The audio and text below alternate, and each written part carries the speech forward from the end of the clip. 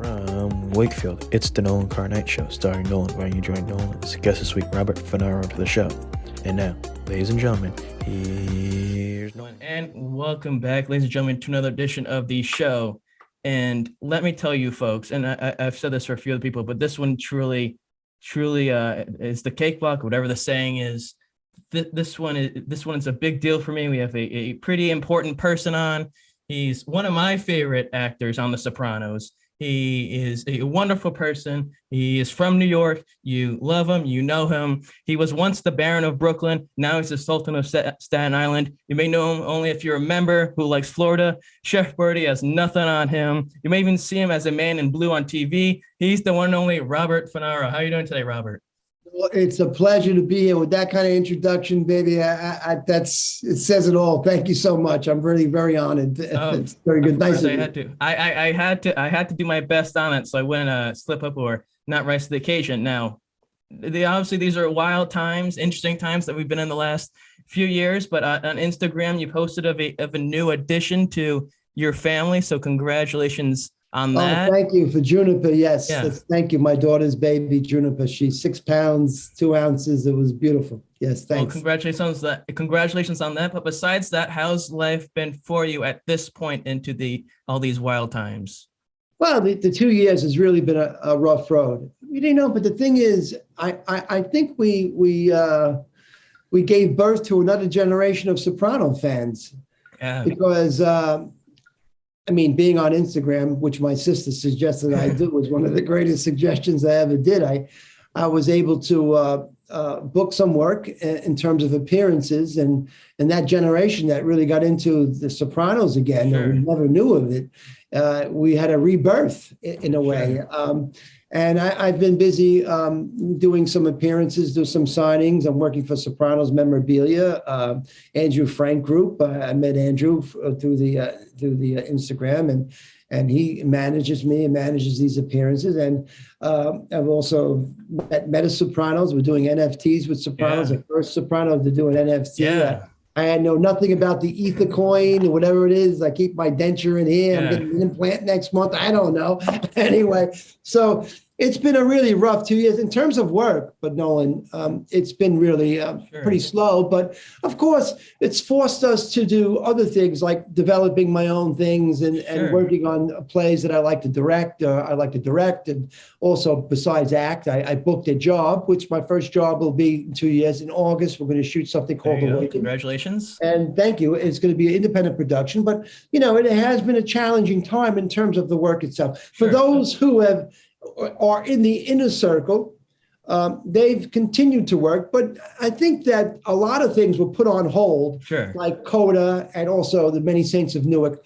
They were waiting. So a lot of stuff that you see now was done maybe a year and a half ago. So I'm hoping that the pool kind of rises, the water rises, and I rise with it. Yes, exactly. So that's what it is. That's how it's been. Like Caesar will rise. I will say there was I don't know if you worked with him on the show. It might have been a little after your final appearance on The Sopranos. He played Terry Doria, Ron Castellano. I don't know if you know of him. He was on The Sopranos, but I told him, because I was trying to get in contact with him, and we're still working on it a few months later. But because I started in college 2018. And I remember that's when I first started watching The Sopranos seriously. To my parents' dismay, I finished it like all in a week and a half, and they weren't about that. But each night for like a week straight, me and my friend would sit in one of the study hall rooms at the dorms, and we would just rattle off for hours Sopranos characters, main characters, secondary characters that's only been there for a minute or two. So this is a treat. I know through watching, other interviews, to doing my research, which one hopes to do, that in other interviews you've done, whether it be Movie Junk or other ones, you've talked about how your uncle had a big role or influence in terms of acting, how you got interested in it. But besides that, what was your relationship like with acting in terms of, being a fan, but also it being a possible career or feasible one? Like to be a feasible one? Well, or at least like it's a feasible dream. I couldn't really. I had high hopes in in high school. It was the time of Saturday Night Fever. Sure. That I was going to become a big business stock exchange executive. Yeah. So I said, I had done those little plays I spoke about in high school and jamming around there with that stuff. But I said, I'm going to be realistic, and I'm not going to dream these dreams anymore. Sure. I'm going to be realistic. I'm going to drive a Jaguar. I still remember I want to drive a Jaguar. Have one of the Jaguars, not the coupe that Stevie Van Zandt drives. Yeah. I like the four-door, Yeah. Tell you a little story about that. Like he had a few problems with some of the production people. He wanted to be able to see his car. Yeah. He didn't want to put it, even in Jersey, Sure. he wanted to be able to see it. Anyway, so I went to Pace University. Bradley Cooper also graduated that same program, and some other friends of mine. But I went to Pace to be a businessman, and on the accounting, the first semester on the accounting test, so to say. First of all, it was crazy. Like, this is college, and I'm on my own, and the teacher doesn't talk back. There's no relationship. I got to do everything on my own. Sure. I don't like this. I like communication. Yeah. And what happened was I wrote a poem on the final on the first semester called "Don't Quit." When things go wrong, as they sometimes will, when the road you're trudging seems all uphill, accounting, when the funds are high and the debts are low, or the debts are high and the funds are low. When care is pressing you down a bit, rest of you must, but don't you quit. I think that's as far as I got. Yeah. And of course I failed. Sure. I went home and I told my mother that, I'm having a miserable time. This was the second half. And she said, well, what do you want to do? You want to do something? Do they have anything else there? I said, well, they do have a drama program. Maybe.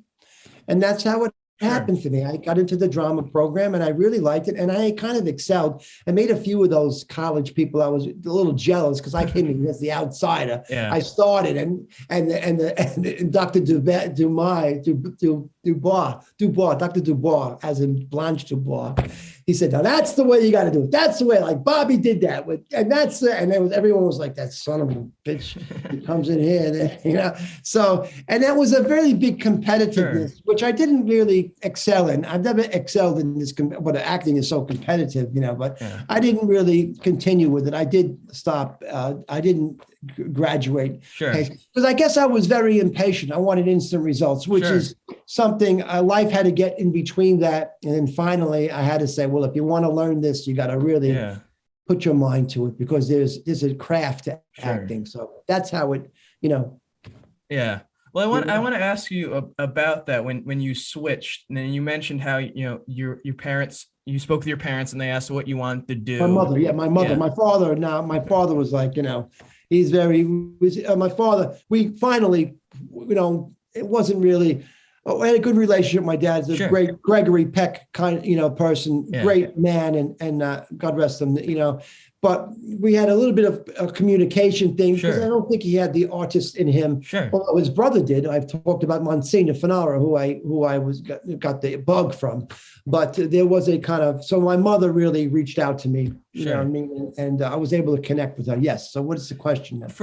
You sort of answer it then in the sense, but also for you, how committed were you to then realizing that, the business accounting wasn't for you, but that acting was, your bug? Was that something that you were fully set on committing to, or is that something you really had to gamble on?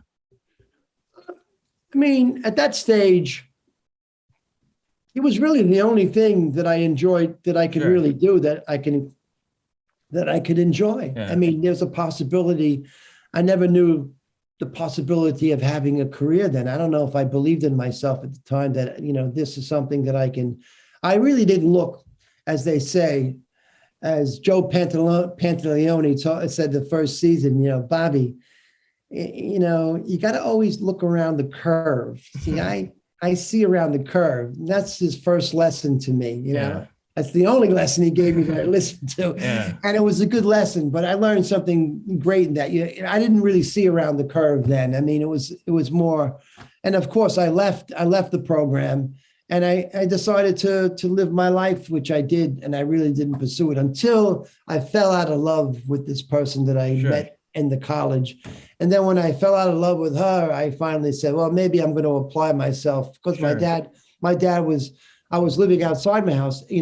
I left at my home at like 18, and living in New York, and my dad, he said, if you want to come back, you can come back, and you don't got, you can pay any rent. And he gave me a cocoon, and again, to start, he gave me, and I think it's important, especially for people, artists, that we have I've always had a kind of, how should I say, been what do they have? Not mentors, producers. There's another word for someone who, a philanthropist that are able to give artists. And my dad was like that. He gave me the place, and also people in my life who said, don't worry about the rent. And there's a big struggle in acting until you really get to that point that you can afford your rent and you can afford health insurance. So I'm fortunate enough to do that, and I'm very fortunate that it happened for me because of James Gandolfini, and also my good friend Gordon Silva, who had the how should we say, the couillons, the couillons to go up to James and on third season say to him, if I was you, I'd get a job from your friend Bobby Funaro, and I owe a lot to him also. And of course to James, because James leveled the playing field for many. James knew how difficult it was for actors to get a job. He went to LA, came back, and Sopranos was a great thing. So. Now, for me, I'm from Rhode Island, and it's not a state where. Oh, so is Gordon. He's from Rhode Island too. Interesting. Where in Rhode Island is he from? Providence. I'm from South Kingston, or Wakefield, however you want to say, which is probably 45 minutes ish from there. Anyways. For being from Rhode Island, there's not a whole lot of, I think, grandeur in the sense of what LA has for famous people or celebrities or New York. So there have been very few. And there was a guy who played for my dad's tennis team, where he still coaches, and he recently won the Tony Award for The Inheritance. His name is Andrew Burnap, and he did an interview with Playbill where he talked about his very first performance. I think it was Camelot or something of that nature. When he was 6, it was a local community play, and it told him how it really scared the crap out of him. But it stuck with him in terms of what acting was and where he wanted to be. Do you remember Sopranos, Law and Order, all that stuff? Do you remember a performance that you had that really stuck out to you in terms of like, hey, this might be my, my thing if I'm not going to go to school? If I'm not going to go to school, if I'm not going to write, if I'm not going to go to school, well, I knew that. Well, I got into a play, Born Yesterday, with I got involved with Paul Sorvino. He had a company at Fairleigh Dickinson College.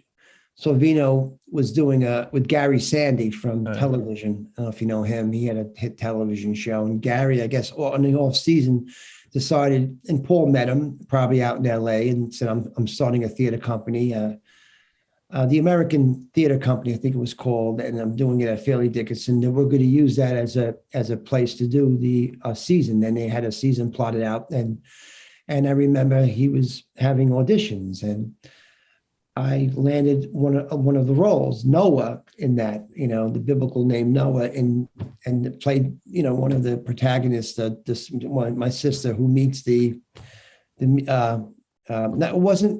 wasn't Born Yesterday. It was, what the heck was it? It was that, not The Music Man. It was, anyway, the play went on, and we did it, and I was I came as they had a group of actors that were understudies. So I was one of the understudies. And then Paul, being very generous, said that we're going to do a couple of performances for the understudies. We're not going to, we would be able to invite our friends and family, and they would have a full production. And we, as for helping them, we were gophers and everything. We all did all different things. But the payoff was we were going to be able to do 3 or 4 performances of the play. And, after the first performance, I didn't know what the hell I was doing. But I had studied at HB Studio, so I understood that, and of course we had rehearsals and everything. And we had a director who was not Paul, but someone else that directed us, the assistant director, one of the people there at Fairleigh. And I didn't know what the hell I was doing. And when I got off the stage, I said, this sucks. I hate it. I know it's terrible. I really got to look at what I'm doing. And I had a very good friend, David Seminin from the God Rest His Soul. He was one of the original people at the drama bookstore in New York, which Lynn Coleman Miranda saved, which was such a great thing he did. He saved the bookstore's life because it meant so much to all of us actors to go there, getting out of the cold to read a play, and had nowhere to go. You don't have a job. You could sit there and you can read a whole entire play. They'd leave you alone, and it was like a sanctuary for us. So David, I befriended him at the bookstore and we became friends. And I was staying with him, benefactor, one of my benefactors. I was staying with him in New York, and I told him, listen, Dave, he came to see me. I said, David, he knew I was disappointed. I don't know what the hell I'm doing up here. I mean, I've gone to HB Studio. He believed in my talent, and he said, I said, I really want to learn from somebody great. And he said, I got just the guy for you. His name is Bobby Lewis. He was at the group theater. And not only I'm going to tell you about it, I'm going to give you the money to go to him as long as you pay me back one day. Sure. And I was able to pay David back with the money that I got from the Finnish and the Swedish tour, the Scandinavian tour, which I did with James Gandolfini. Yeah. We did that, and we got paid in Deutschmarks. I gave David back his money, but Bobby Lewis really opened my eyes. The group theater people, Sandy Meisner, Lee Strasberg, but Bobby's way of it was a 4-week rehearsal process, and he had a book, and it just made so much total sense. And it was the reason why I landed A Streetcar Named Desire, because I really got it then. And I felt that Streetcar Named Desire performance, the audition and doing it with James, that's when I felt, I got talent. I can really do this. I can really do it. Of course, it had its challenges because you're on tour, but we had some really great performances there, Well, and I wanted to mention that because in doing interviews, seeing other interviews you've done, you mentioned that, and I really want to talk about that performance. I'm curious not just how you got that, but how that experience was for you, seeing as I'm sure that was a pretty big, or I don't know, correct me if I'm wrong, but a step up from maybe stuff you're doing in college or other stuff where now, you're a professional in a way, and it was my first professional job. We got paid. It was the first professional job. It wasn't equity because they use non-equity people, but it was really a professional. Yes, go ahead. Sure. So go ahead. I don't know. That was what I was asking, how you dealt with that situation where now you're in this world that you want to be part of, and you're with James Gandolfini, who I'm sure maybe at that point you realized, hey, he may have something here with his acting ability, but also I can act too, and I can possibly do this for a career. We were, James and I were, I hate to say, we were struggling actors, and we wanted to get it right. He was a perfectionist, and but one thing he had, which was a trait of James, is that he never really took things. He took it seriously, his work very seriously, but he was able to always vent. I don't know if you saw the Beatles documentary, Get Back. No, I didn't. If you look at it, you see it. These guys, they created all these songs, but they're joking around. They're having fun. They're having tea and toast. It made me want to have tea and toast. It made me want to smoke again. That's acting. You walk around, you see a character like Steve McQueen in Bullet. You become Steve McQueen in Bullet the next day. Yeah. So, the great thing about James is that, he was a perfectionist. As I myself, I took it a little bit too seriously. James always had could vent out and not take it as seriously, but always come back to it, which is something I think a lot of actors have to learn. Don't take yourself too seriously, because, it's just, when you do that, you take a weight off your back. Sure. So we were both at the same level. Of course, later on, things changed. He went to California. I really didn't pursue it. I wasn't really pursuing acting. I was working at Caroline's on Broadway, but of course, dabbling. Some of the managers would go in there, I would talk to about acting. I would dabble in it. I'd get a few auditions. I wouldn't get anything until he came in and he asked me, you want to audition for the show? I'm not going to promise you a job. I tried to do it before for another actor and I didn't get it, but you can audition, so I'll get you. I said, yes. And that's what happened, Now, I also want to talk about that Caroline's and working there. And I forget who it was where you had said you'd been there for a little bit before you saw James again and he offered you the role. Your relationship with acting during that time was what? Was it something you still looked towards fondly, or had you changed your perspective on acting? I had a family. I had started a family, and then I got divorced, and I started another family with another person, a waitress there, who had my children. and two children, Sophia and Gabriel. So at that time, I really wasn't pursuing it. I mean, as I said to you, I would dabble in it. I would talk to some of the managers, Sure. Jason Steinberg. I always had a way with Dave Becky. He was Chris Rock's manager. A lot of the guys, the personality, being from Brooklyn, you talk. I mean, it was always, I created this relationship. Hence, Sure. it helped me because these are some of the guys I turned to. Dave Becky, when I got the deal for Sopranos, when I was given the job, I was given a contract. So I wanted him to look at it, and he did. And, it wasn't really pursuing it until James really, it was him and God and serendipity and Gordon all came together. And of course, I spoke about what happened. I was cast as Ralph Cifaretto, Sure. and how I wouldn't say lost the role. I was given another role Sure. because it wasn't working out between me and that was a lot to live with too. Because I mean, here is I'm going to be, but honestly, I mean. It wasn't working out but no excuses. I was really a novice. I mean, how many actors could say they got their apprenticeship on The Sopranos? Well, I did. Yeah. I got my actor apprenticeship on The Sopranos, but that's a hard thing to move on from. A lot of people, when happen, if you feel bad for you, I just had to keep going. But I had a great support system. Yeah. My mother and my father. They supported me 100%. My family, my sisters, my brother, keep going. And I wasn't going to settle for one of those stories you hear later on. Well, yeah, I had a part on Sopranos. Sure. And that was my stint as an actor because I knew deep down inside my heart, I can do this. Sure. And James also believed that I could too. He had a great belief in me because he saw what I could do, Sure. But of course, sometimes you have to, like great directors, a great director, he's hired you, like Tim Van Patten, in the beginning he said to me, Bobby, you're I didn't tell him this. I never was before camera. You got the part where you're a little bit shaky there. You're a little. I said, okay, Tim, I'm going to do it. I'm going to do it, Tim. And Tim knew. He's trying to relax me. So he's trying to say to me, it's okay, but you can't really skip over the experience. Sure. You got to have the experience. And for me, and for James, and for Robert De Niro, and for everyone in front of the camera, you have to work out your own way of getting things done. And then of course, when you get a role, you have to say, this is mine, and no one's going to take it away from me because I'm going to do it.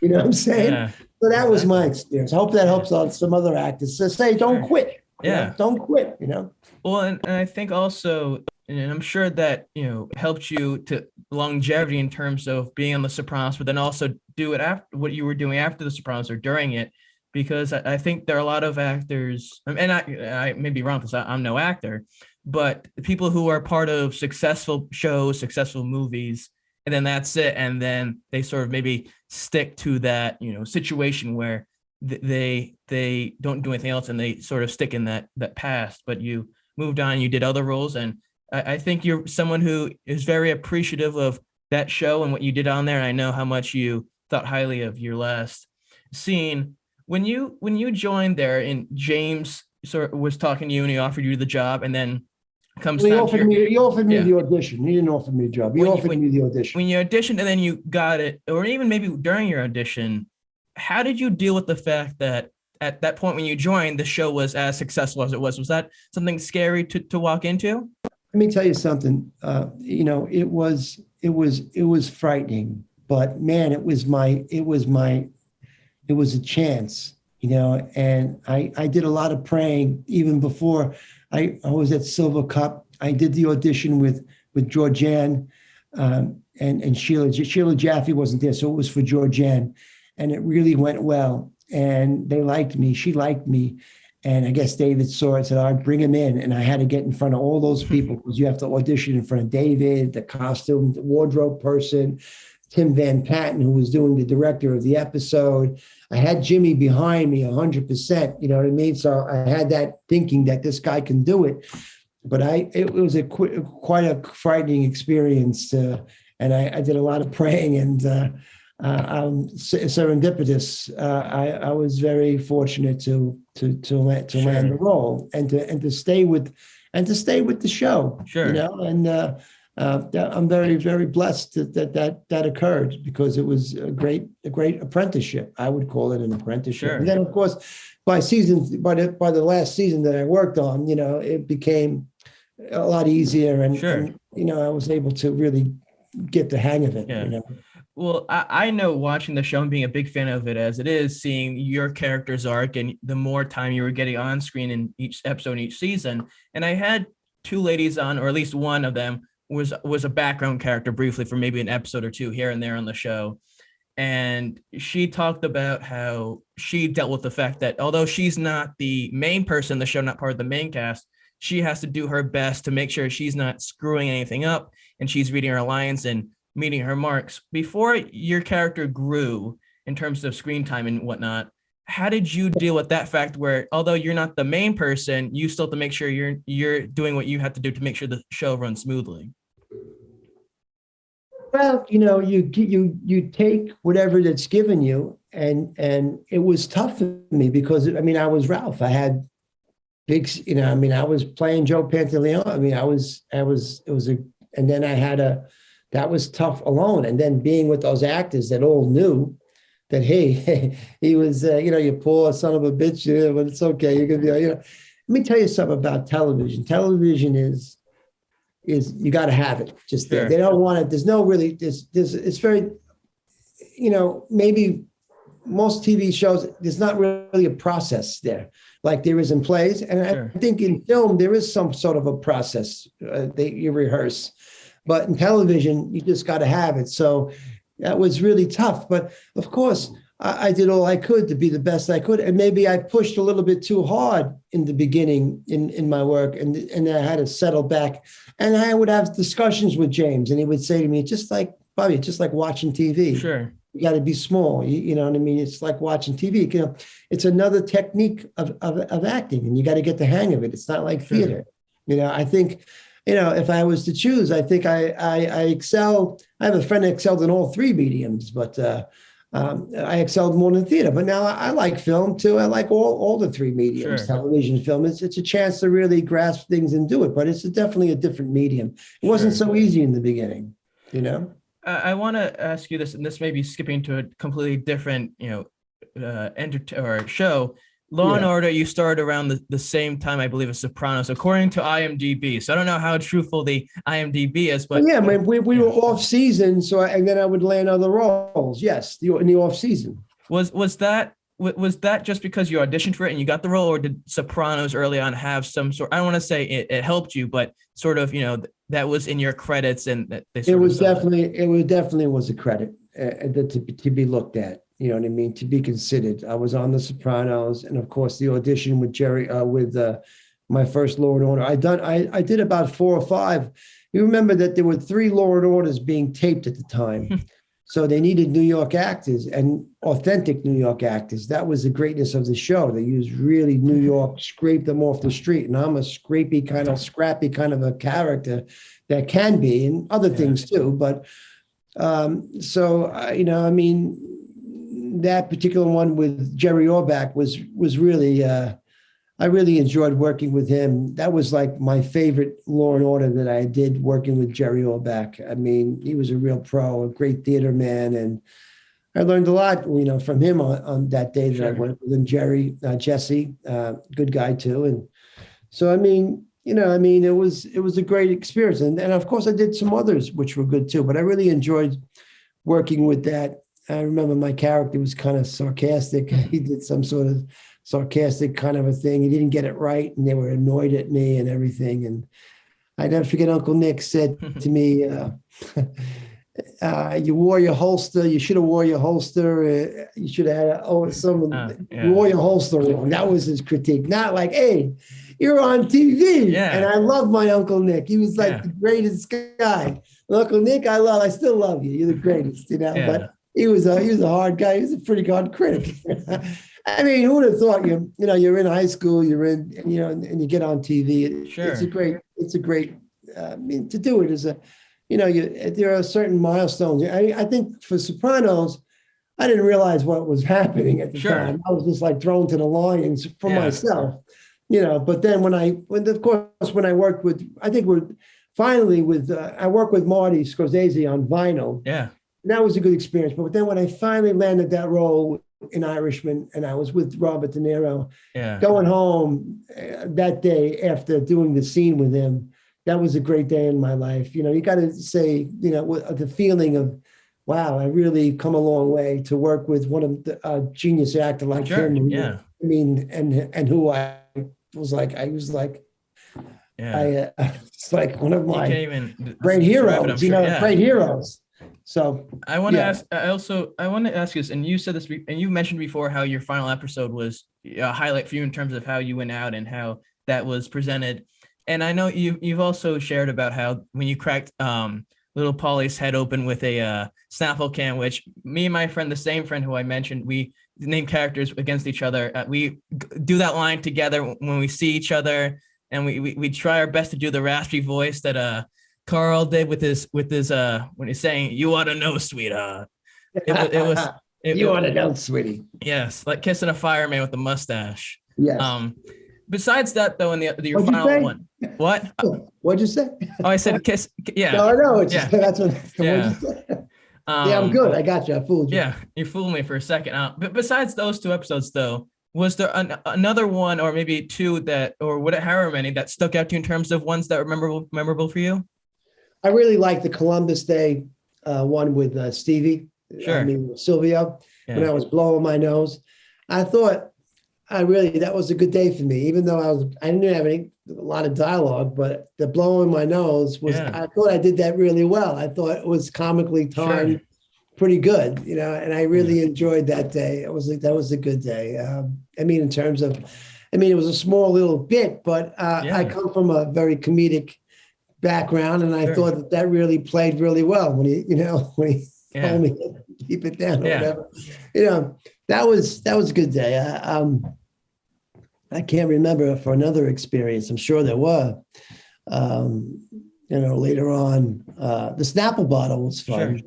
Yeah. I mean, when I threw the candy edition members only, I remember that take. I mean, I remember them telling me, "Oh, Snapple bottle, I got one take. We didn't have to rehearse it." Sure. But when my son comes in, who has a substance, and I have a problem with, where are you going to be later? And he tells me, "Well, none of your fucking business." And I take the candy dish, which was made out of, it wasn't real glass. It was made of sugar cane. They told me, don't throw this one, in rehearsal. But I was so into it, I threw it. And they were so pissed off at me because they had to clean up the whole fucking thing. And, but I think, I don't know. I was so frustrated at that point that I just threw it. But that was a good day too. Yeah, sure. Working with Suzanne Dodona, that was fun. Yeah. If you can recant the memory or moment when you were told it, do you remember and how it went in terms of learning that your character was going to be more, exposed? Not I want to say exposed, but more present on the show. Well, you mean like for members only? I mean, in the last season, definitely. Prior to that, I mean, I had asked them, who was Eugene Pontecorvo, and he said, well, "Don't worry, Terry Winter." I said, "Don't worry, we're going to figure it out," and they did figure it out. They kind of hung out. The writers kind of hung out with us. Some things that we did. We played basketball outside of Silver Cup Studio. They put that scene between Joe Ganascoli and Ralph Cifaretto. Sure. Vito Spaffatore, they're playing basketball. Yeah. I mean, the writers would take from real life, your real life. They got to know you. And then when they got to know you, they started writing things. So, I mean, they did it as they went along. Of course, Terry, I don't know where he got the idea for members only. Maybe he wanted to see me hanging, but, it was a good episode for him because he won an Emmy Award for Best Dramatic Episode that particular year, and members only was the one. So I'm very proud of that also, so. Sure. Only thing I regret is not being able to go to the Emmy Awards because you had to have a certain amount of shows under your belt to qualify to go. And I also regret not asking James if I could go just as an observer, just to be there with all the boys, all the guys. I would have loved to have done that too, but it's too late now. Those times come and go. You can't. It's always you got to do it when you when you're there, you know. But hey, you gotta look at it this way though. Of all the people there that night, how many people got this? How many people there can say that they were part of the Sopranos and part of one of the greatest shows of all time? Yes, true. I also, and we sort of talked about this, or when I asked you about, first starting out in the show and dealing with yourself being a small role at first, but Yeah. it's the second episode, season 3. I'm not even going to pronounce what it was because it's Ukrainian or whatever was the name of the episode. But in that episode, there's so much that happened. Tony's mother dies, Ralph returns, Janice returns, and then 2 Jersey crews are both torching each other's trucks.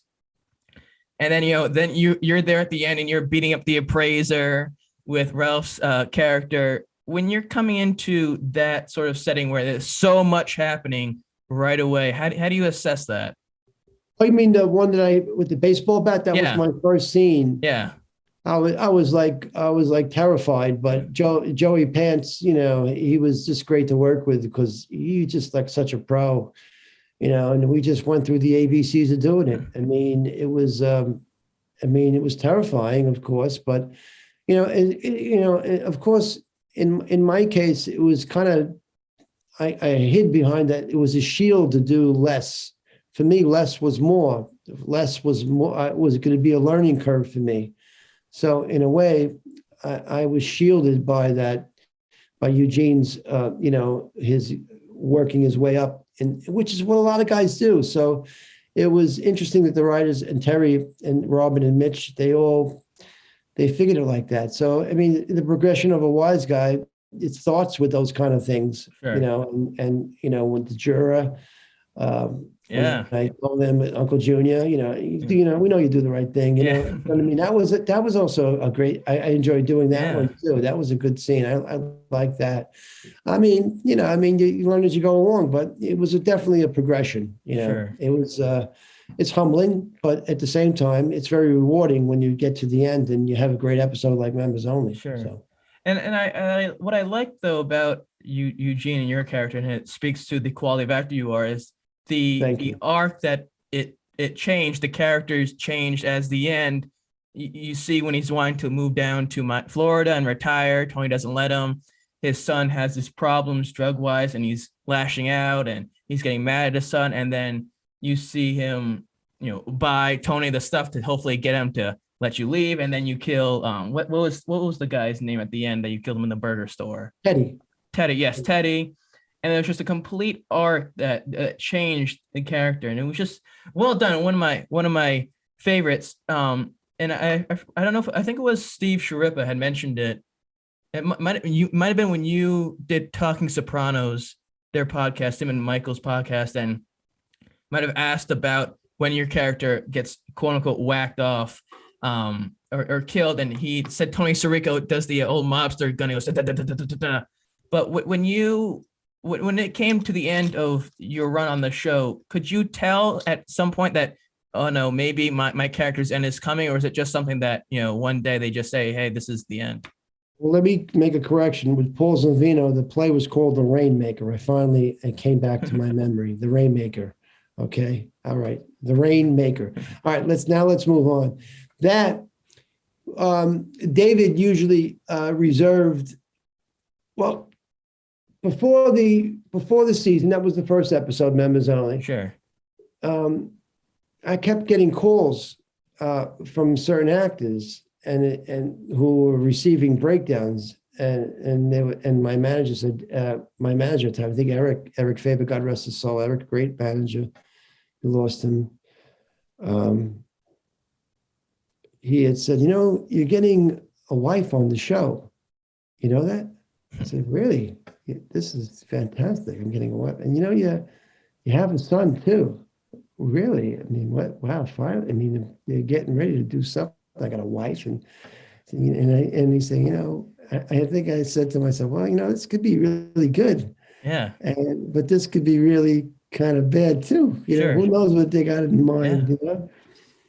So I knew that something was happening. That God was doing something up there, and for my role of Eugene, and finally, we would all get everyone. David was always kind enough to let everyone know before the season began. Or before your episode, he'd tell you, if you were going to get whacked or whatever, Yeah. so, he'd give you the word. And then we would take everybody out to dinner. James, we did it with Jason Serbone. We took him out to dinner. We had a Il Cortil with Steve and all the guys. And we did this with a lot of the characters. Didn't do it with me, but I guess it was later on. I hung myself. Who knows? We didn't really do it. So, but anyway, we had a celebration, believe me, at the Zegfeld after the opening. But David called me up and he said to me, I've got some good news and bad news. What do you want to know? I said, well, give me the good news. The good news is you got a family. This episode is a great episode for you. It's going to really make you shine. I mean, you got a lot to do. And I said, well, what's the bad news? Well, the bad news is that you're dead. Okay. Yeah. All right, David. If that's the case, I even hadn't read the script. I didn't read the script. I said, I didn't know what it was going to be. But then when I got that script and I read it, I said, wow.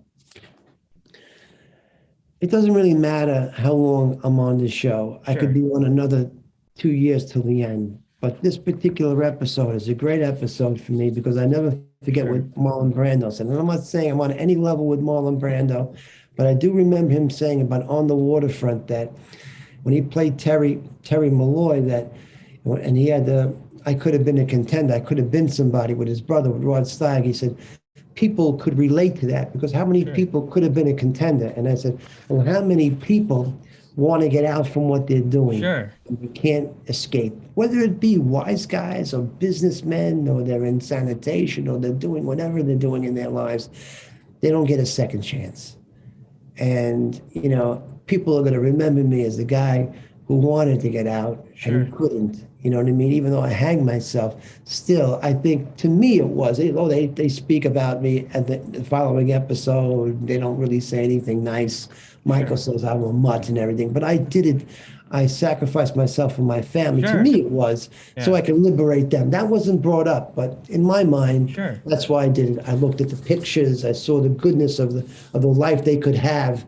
And I said, if I can't have it, let them have it. Sure. Never was said, but and I think people related to that. Sure. And I think that's why I'll be remembered for that because he's a guy that, couldn't get out. And I think it's true what Brando said,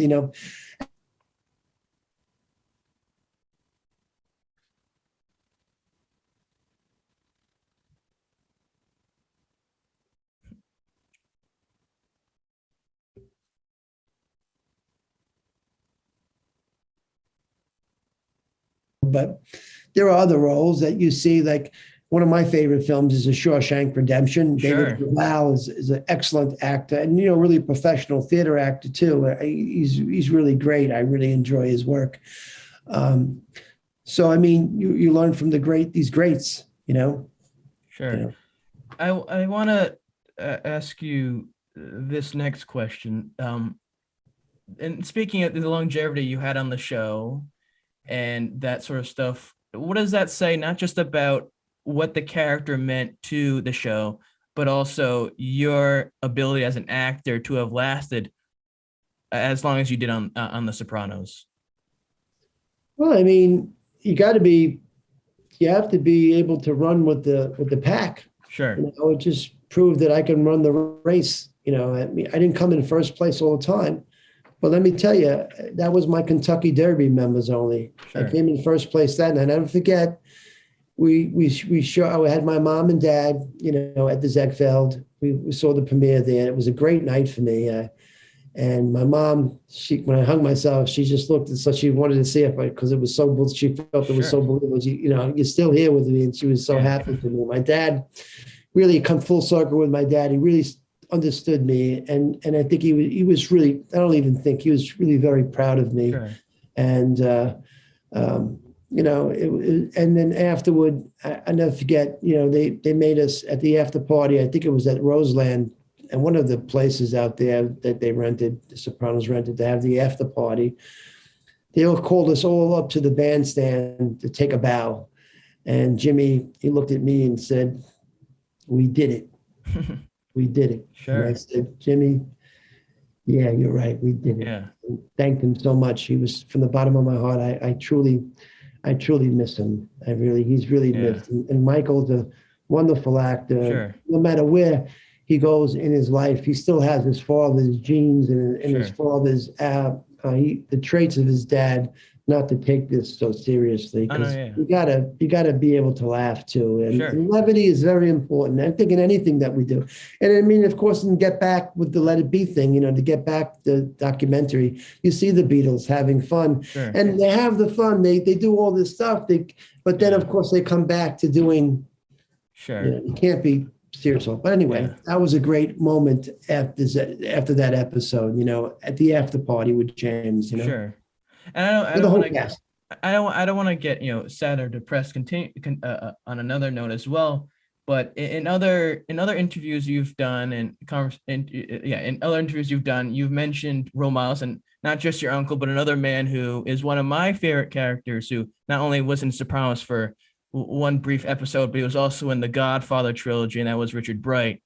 What was it about him and his acting that stuck out to you in terms of inspiration?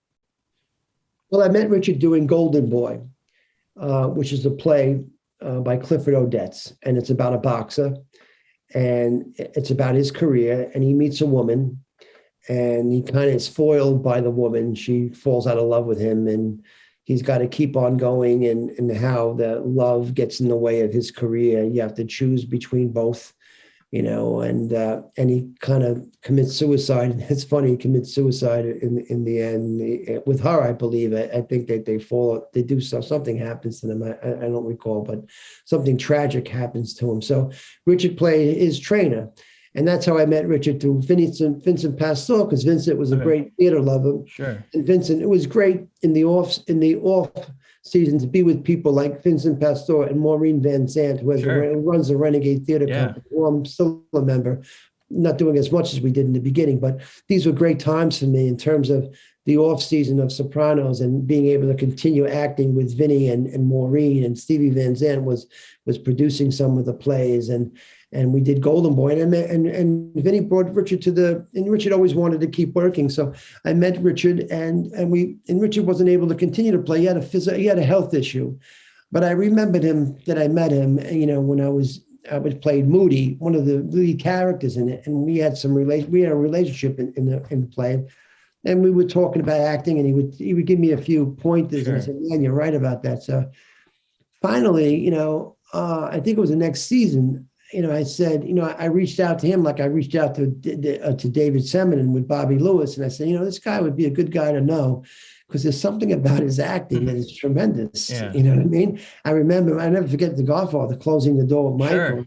And his Marathon Man. I mean, although he didn't have a lot to do, he just said so much with his eyes. Sure. And then, of course, later on, I saw his career with Sam Peckinpah, Outlaw Billy the Kid, Billy Garrett, Billy the Kid. He played a lot of different roles. And besides Marathon Man, Zabriskie, I don't know if he did Zabriskie, but he did a lot of different films, and he was very good in them. And of course, his theater plays, he did The Beard. Well, this is later on I found out. So I said, you know what? I'm going to give Richard Bright a call and see what he's doing. I gave him a call. I said, Richard, can we meet for a cup of coffee? Because I want to ask you a few questions about this film acting. And he said, sure, Bobby. I live on the Upper West Side. Meet me at the 3 Stars Cafe on 86th Street. I don't think it's there anymore. The diner, 3 Star Diner.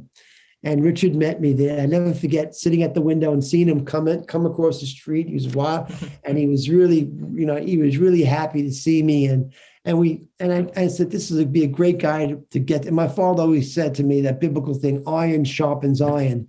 Yeah. So I plucked his brains for like 3 years that we were together. Of course, how he died tragically crossing the street at 86th Street. I was so blown away and devastated by that, and such a tragic thing that happened to the acting when he was so good.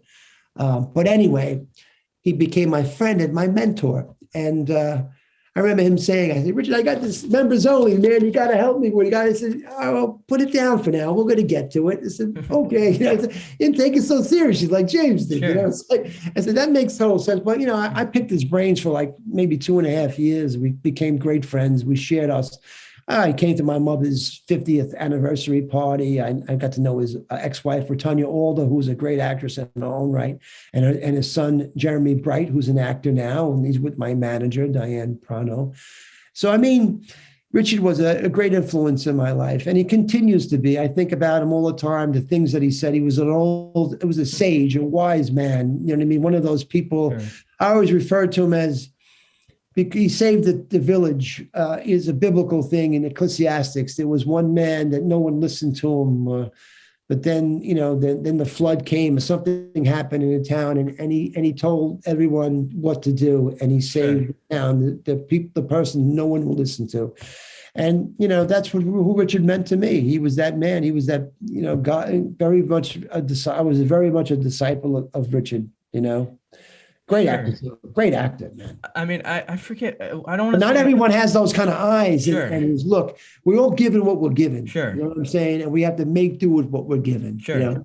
One of the things that I want to do is to get into directing. So this is what I'm trying to do now, besides the acting, because I feel like I have a proclivity for it, and I'm continuing that journey also. Sure. But Richard's thing was, he was just such a stalkingly, and of course, I want to add that, Al Pacino, they were close when they were moving up at the same time. And I was told that Al really studied Richard because they did Broadway. They did, what did they do? They did some Broadway plays together. I forgot which one. Shit, it'll come to me like the Rainmaker did. But anyway, and Al would study Richard. And if you look at Al's work, when he kind of looks away, he's not really, and you see Richard's work, you can see where Al took a little bit from Richard. And we all steal. I mean, we may not say anything, but, Al actually talked about that in his little speech that he had wrote. He couldn't make the wake service, this funeral service up there in the Upper West, but he did talk about Richard and how he felt he was a great and genius actor, which was a great honor. Sure. Well, what I'm trying to think of what it was. It wasn't Unforgiven, but there's a movie that starred with you that I know. No, what was it? Was it Untouchables? No, it was something that I think Robert De Niro was in. There's something about my movie-esque that Richard was in. And speaking of his eyes, Once Upon a Time in America. Yeah, that's what Sergio it was. Leone. He was terrific. He played. I forgot. He played. What did he play? He played one of the guys. Sure, but he was great in that. What I wanted to say was that in looking at The Godfather and being one of only five actors that was there for all three. And of course, he had played a big part in 3. Yeah, which is, and I know it's a controversial take, but I really like 3 because of his role in it, and his role in the second one, because although he doesn't say a whole lot, like you said, his eyes and his body gestures and all this stuff, it really just resonates, not just to the loyalty the character has to Michael Corleone, but just, it was one of my favorites. And to see him in The Sopranos near the end when Stevie and Michael's character go down to Providence to go see the what they call them, the Oakland Ave boys. Yes. And he's sitting there with his oxygen tank, and he said, "What do you have in mind?" And then they recant how they killed someone with a tire iron. Yeah.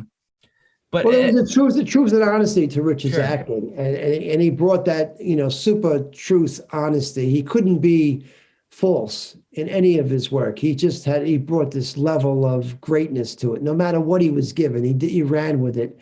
I almost came to think of that role. I forgot in Once Upon a Time in America, something.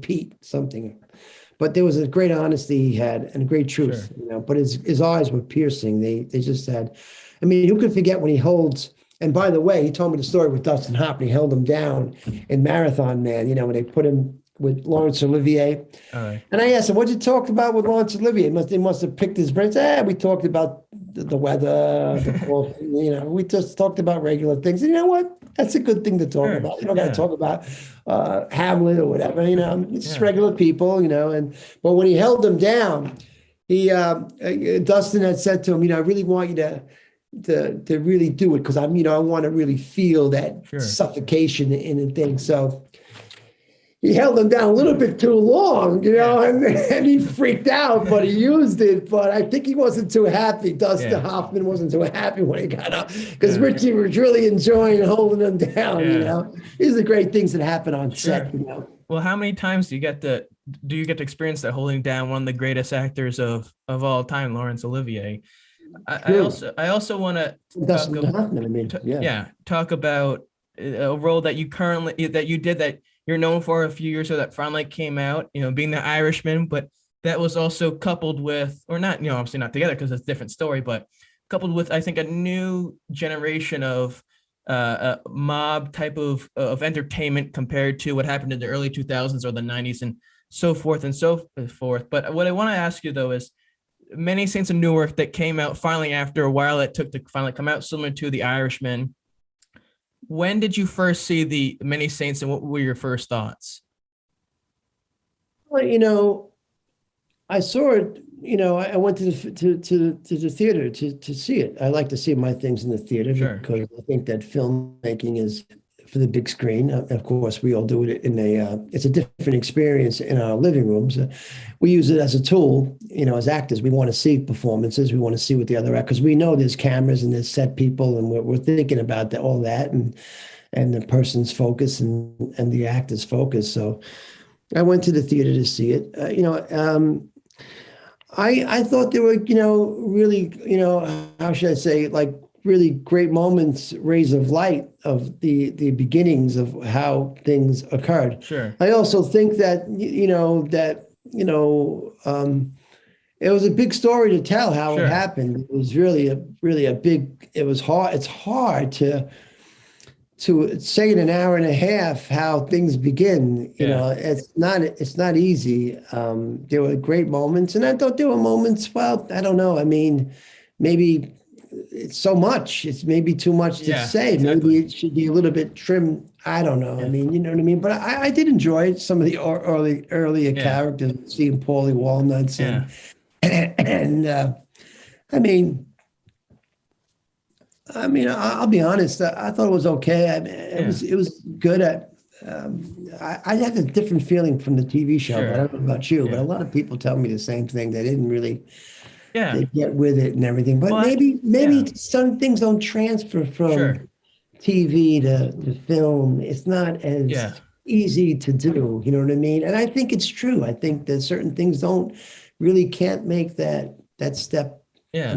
Not that I think David Chase is a genius. Oh, I think he achieved what he wanted to do there, but it's a big story to tell. Sure. Well, and I have to agree with you there, not just to say that because you're here right now, but I think in that situation, you're totally right, where there's so much to tell, but you only have a short amount of time that you don't want to rush it, but you, in a sense, you have to, because you're trying to get this out because you want, to appease the fans who've been waiting for a sequel type of thing. And in television, you have a whole season. You have 8-9 episodes. So, it's an easy thing to do. You had the black-white thing. You had the junior thing. You had Michael's role as the narrator, his father, how that happened, how Tony's father started out. You know what I mean? I mean, there's a lot. And then the woman that Ray Liotta played, the two roles that they took from, I mean, honestly, to tell you the truth, would a woman be murdered in broad daylight, suffocated? I mean, what he did to her, I had a hard time believing that in broad daylight he would, drown her. I mean, I don't know what happened to it there, but I mean, there were certain things I said, well, I don't know. I mean, I'm not sure about that, but it was interesting. Sure. The whole makeup of that dynamic, what David did there, the dynamic was quite fascinating. When he tried the elements they put together. Well, and I think that it speaks not just to his genius, but the way that he tackles, I think, complicated issues, because that is a situation where it's a very serious thing and a very thing that causes a lot of, I think, attention to it.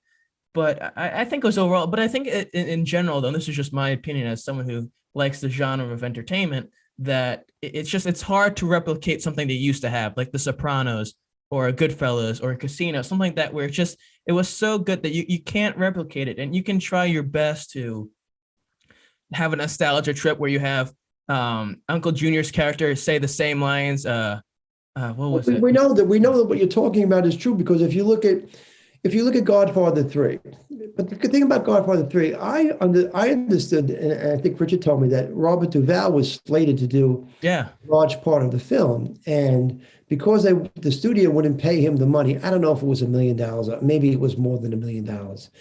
They wouldn't pay him the money, that he decided not to do it. Now, if I'm the studio, I'm giving Robert Duvall whatever he wants. Sure. He's a genius Academy Award. Forget the award. He's just a genius actor. All his work, I mean, everything, starting with his early work. I mean, and as Tom Hagen, he's just tremendous. I mean, the film changed because of that. And I'm sure many Saints of Newark had a lot of changes too. COVID happened, and I think that they reworked the film a little bit, because of the COVID situation. They had more time to really put more thought into it. So, I mean, it's not an easy medium to. I mean, not all the elements come together and they marry together. Sometimes they do, and sometimes it's just not. It doesn't happen that way. You know what I mean? There are not a lot of sequels can live up to the first. Yeah. I mean, 007 does usually. Because I mean, Sean Connery's and Roger Moore's, to me, each one was great, and that was episodic in a way that you waited for one every 2 years, and even Superman and Batman has had that progression. But there's some clunkers too there, right? So, I mean. It's interesting, but you can only do so much, and as long as he likes it, that's what it is. And I've heard that there may be words or things they may try to do something else between both the Sopranos and the movie, but we'll see what happens. But enough of that. I want to ask you about the Irishman with the time we have left. Okay. You worked with him on vinyl, then you worked with him on the Irishman. What was it like working with him at this point? It was a dream experience. It was a great experience to work with Marty. He's a great director in the sense he just makes you comfortable and makes you feel great. Sure. And any great director, in order to get a great performance out of an actor, he has to create a comfort zone. I believe. But I do believe sometimes maybe you have to hold the whip for someone, hold the whip out, everyone you have to treat differently. But I do believe that you really got to be relaxed in a relaxed environment to get any kind of great performance. You have to be open and relaxed. And that's what Martin Scorsese does. And he allows you that freedom. I mean, the last take that we did with, as Johnny and that particular scene, introducing Irishman, Frank Sheeran to Skinny Razor, that was the one that Marty said, "Art, do whatever you want." I mean, interesting. What do you mean? I mean, just let it happen. It's okay. Whatever and he is a trust. And he picks people based on that trust, and he has a feeling about them. That's what makes him a great director. And I ad libbed some lines, and when I saw the final product, I said, "Well, that's the last take. That's the one that I didn't get paid like Steve Zaley got paid, but I mean, that's what I think great filmmaking is. I do think it's a mix between what's written and what the actors. I mean, I remember seeing Robert Altman talking about Ring Lardner's script for MASH, and he saw Ring Lardner coming, who I met in person at the American Place Theater, great writer. Saying, okay, Ring's back on set, so go back to doing the script, everyone. Elliot Gould and everyone. So go back to the script. But a lot of that stuff was like, the actors inhabited so well that they were able. So I'm not saying that you're not supposed to write say what's written, but I think there's an element of improvisation when it comes to it. Sometimes you get something better. Truffaut would talk about that. Francois Truffaut, you get something better in the improvisation than you did on the page. But it doesn't mean that the writers, he's a great writer, Sally, and so is some of these other writers. I mean, Mario Puzo. I mean, but there are great moments that you have when you're inhabiting the role that just come out that it's right, and if no writer can write that. It's a collaboration. I know how much the role, and I've seen that online, how much the role meant to you to work in that environment, though. And although Joe Pesci might not have been in that scene that you were in where you're introducing Robert De Niro's character. But when you're working with someone of Martin Scorsese's caliber, then Robert De Niro and the others that were there, is that a moment where you realized, man, I'm near, if I'm not at the top, I'm near the top of the mountain. I can look down and say, I've made it. Well, Jimmy said once to me that if you don't want to, if you don't, if you're going to treat everyone else like, not like regular people, I mean, then you might as well get out of the business right now because you're just as good as anybody else. He always had that thought, I mean, that you're just as good. You can do it. You can act with the best of them. He always kind of tried to, let me know that one. And I think it's if you're afraid to act with De Niro or Pesci, then get out now because, Sure. you know what I mean? It just, well, not get out, but I mean, you're only going to go so far. Sure. You know what I mean? But there was, sure. I mean, I told you about the feeling of, being on a set with Marty. I mean, he keeps you on a set. He put me in another scene. I mean, he likes to have the paint because he's a great painter. If he wants to get a little bit of a deep red or needs a little bit of shade there, he wants to be able to go to that shade and say, okay, get Bobby from the trailer. I want him in the scene. Sure. And he can, and of course with Netflix, with the money they have, to be on the set, you make some money too. It's just hanging around all day. Oh, we got to go home. I didn't work, but okay, I got paid. It's a good thing. Yeah. But it was a great feeling. Of course, I felt not as I was doing it. I was steeped in, I never felt that way. Like, oh, I'm with these guys. If you feel like, oh, I'm with these guys, that's going to take a little bit away from what you're trying to do. You belong with these guys. Yes. And you gotta, you're gonna work with them because you're good enough to get the role. You got it, like Tim Van Batten told me. So now you got it. Go with it. And Scorsese creates that kind of environment. So it was Robert De Niro. I mean, sure. I mean, we broke the ice because he knew Richard and he knew Ratonya Alder from Deer Hunter. Ratonya was a great job. She played John Savage's wife in Deer Hunter. So I had something to break the ice because I was his friend. I said, well, if I'm going to be his friend, I'm going to talk about Richard, and he loved Richard, and I'm going to talk about Ratonya. And that breaking the ice like that, it was great. We struck a relationship, and Robert De Niro doesn't talk too much, so it was great to kind of open up to him. I wasn't going to, I opened up, and it was good for the character. It was really in character because Johnny likes this guy, Frank Sheeran. You know what I mean? I'm going to help him out. I know how you can make some real money. Yeah. Hind quarters. Yes.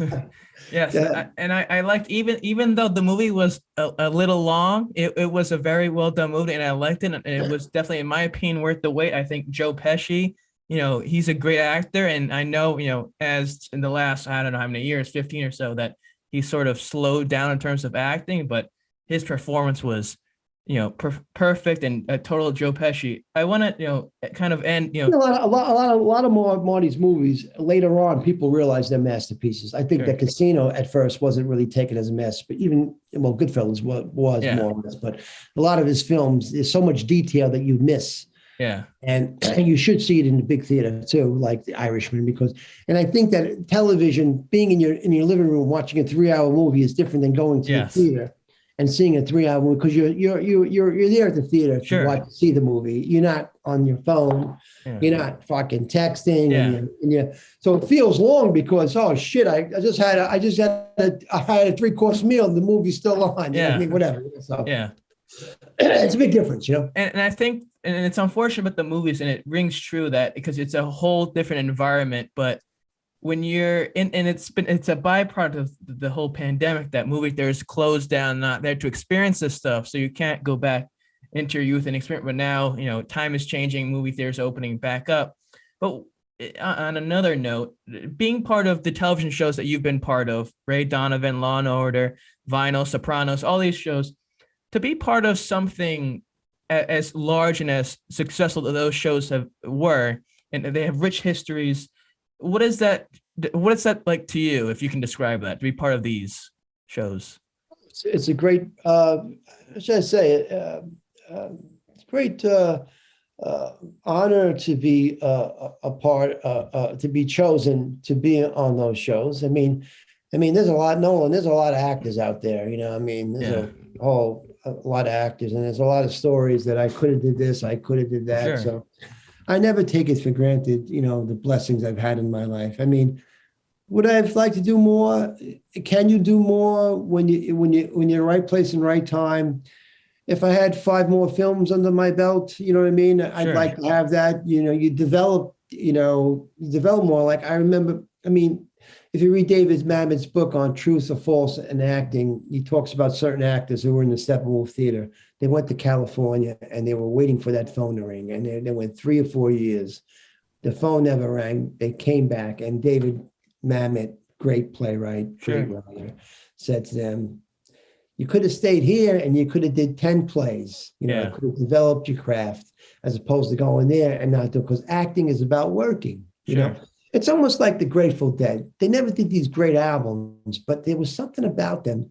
They loved to play. They loved to play. I mean, the Wall of Sound. I mean, I never got into the Grateful Dead, but I understood it in a way, because you get old and you say, geez, they may not be the Beatles or whatever, but they just get out there and they have an audience, and that's what it's about: getting out there and playing to an audience some kind of way, as opposed to waiting for that phone to ring. So in whatever way you do it, there's something great in that. You know what I mean? So, I mean, I'm very fortunate to have worked, but as I said, you need to develop. I mean, if you can get to do that, but in the meantime, you got to keep busy. So I try to, at least, Well, you're still busy, and you're still doing stuff, and you're still here. So that's all that matters. And you've, I'm sure, enjoyed the journey since then. Now, I'd be hard pressed to not ask you this, but being that I follow you on social media, Instagram, I've seen your post of cooking and the meals that you've cooked,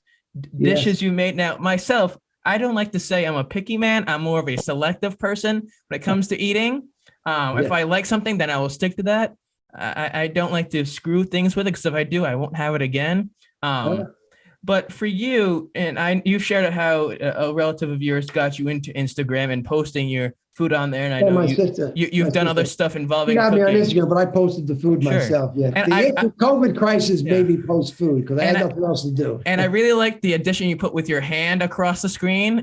That's from Taxi Driver. That's when I forgot the actor was showing. He's showing Travis Bickle I get that. Maybe I shouldn't have told you that, but I got that from Taxi Driver. So I figured that might go good with the food. He's showing De Niro the array of guns. The Magnum and everything. And Marty does slow motion with that hand. So that's where that comes from. But and maybe you just answered the question then with your sister helping you. But besides a familiar type of sense of food and just liking food in general, what gravitates you towards cooking and maybe sharing that with the world? Well, it's like a performance, you know what I mean? And let's face it, it brings all cultures together. It brings all food and the dinner table, restaurants. It brings everyone together. Eating is a big part of course, the Italian way of life. Us Italians, we just love to eat. Hence, I'm missing a few organs because of it, but I'm okay. A main organ, but I won't talk about that's another story. But anyway, it's a creation. It's a beginning. It's it's the prep work. It's the beginning. Getting a script in your hand for the first time, reading it, you're not knowing it, getting a recipe. Like I tried chicken katsudon, which is one of my great favorites to have at the Japanese restaurants. And I went to the internet and I loved it. I made it. It came really great. So, I mean, there's a sense of accomplishment, and then you want to show the world, that, but there's a beginning, middle, and an end to it. It's like doing a play. It's like doing a film. So in a sense, I get a sense of take a bow because, and people appreciate it. I got like 8,000 hits from my mother's gravy that I made. That was pretty amazing. 8,000 hits on the gravy on like pork sausage. It's amazing what people like and they dislike. And a tuna fish sandwich, 1,000. That's good. There you go.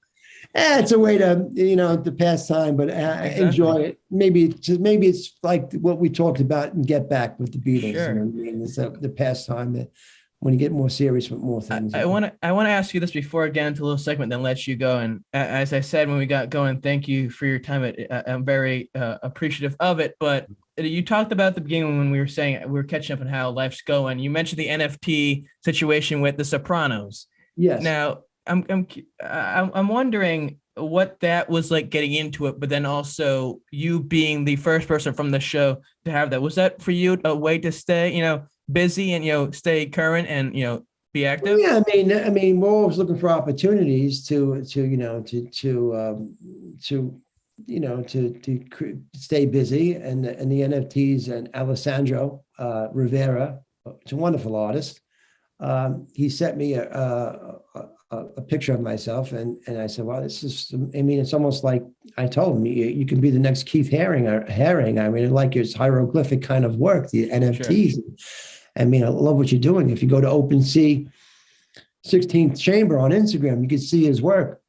I think there's a market for it. I think there's a virtual market, and I think there's a virtual world. It really is a virtual world. I could see art being passed on virtually, as opposed to owning a virtual art is the same as owning an art on your wall. It's your artwork. I mean, it belongs to you. You put it on your wall. You project it on your wall, but it's yours. No one else's. And then, of course, if people want it, it's a whole nother ball game. I think it's the thing of the future. Let's face it, Twitter changed everyone's lives politically, and I'm not really a big Twitter person, although I'm on it. I'm more Instagram than Twitter. Sure. But I mean, social media has become just gigantic in terms of getting information. And now Elon Musk is, forget it, he bought Twitter. Holy cow, what the hell? 45 billion. Wow. But Yeah. We'll see how it goes. Now, and yet there was a man who came to Jerusalem riding on a donkey. I think that's yet he saved the world, but that's a whole nother different That's stuff. a whole other story for another day, another conversation. It's something to be learned by that also. Yes. Now, before I let you go. At the end of the day. I want to end with this little game I have. And for those who don't know, it's called the One Word Challenge. So I'll do with my guest, this week being Robert. I throw out a few names, about 5 to 7 names, places, topics, things. So something to do with my guest, and has to do his best to think of a word or two, or even a sentence, doesn't matter, of what comes to mind when he hears the word. So Robert, are you ready? I am. And you want me to say a few words, a word, anything that comes to mind? Yeah. Okay, I'll try my best. Brooklyn, New York. Food, baby. The New York Yankees. Mickey Mantle. Will they win a World Series anytime soon? No. Not at all. Richard Bright. Greatness. The New York subway system. Scary. Creativity. Inside in your heart, your essence. And last but certainly never, ever least, Robert Funaro. Humility. Well, Robert, I want to say thank you again. It's been a pleasure. It's been a blast. Is there anything that you would like to put out there, promote, or plug now that I'll give you the time? If you're interested in Sopranos memorabilia, not only for myself, any of the great Sopranos memorabilia, Stevie Sharippa, just go to Sopranos memorabilia on Instagram. I like to promote those guys. Les is a great man, and a lot of these people are keeping us during the crisis, the COVID pandemic, keeping us in business. We're able to make some money from them, and not only for the money, for the fans too, that they can buy this memorabilia. Sure. And of course, Alexandra Rivera and the NFTs, OpenSea 16th Chamber, and Andrew Frank Group. I mean, I'm on Instagram, I mean, you can see what I'm doing on Instagram, the plays that I'm developing, and the films that I'll be in. I'll keep posting them. The film that I'm working on in August, I'll let everyone know about it. And so just keep in touch, and we're all could be in touch. We're just a finger away from everyone now. So, thank you so much, Nolan. I really appreciate it. Well, everyone out there, down the road, when I'm the size of Joe Rogan's show, although Joe Rogan's a name you don't want to really mention nowadays, when it becomes big time 10 years from now, and you see you're like, holy crap, that episode with Robert was unbelievable. So subscribe, like, comment, share, all that fun jazz. You want news and updates, follow on Instagram, Nolan Car Night, and on Twitter, Nolan Car Night Show on Instagram, and Twitter, Nolan Car Night. And in the words of Johnny Carson, I bid you a heartfelt good night till we see each other again soon.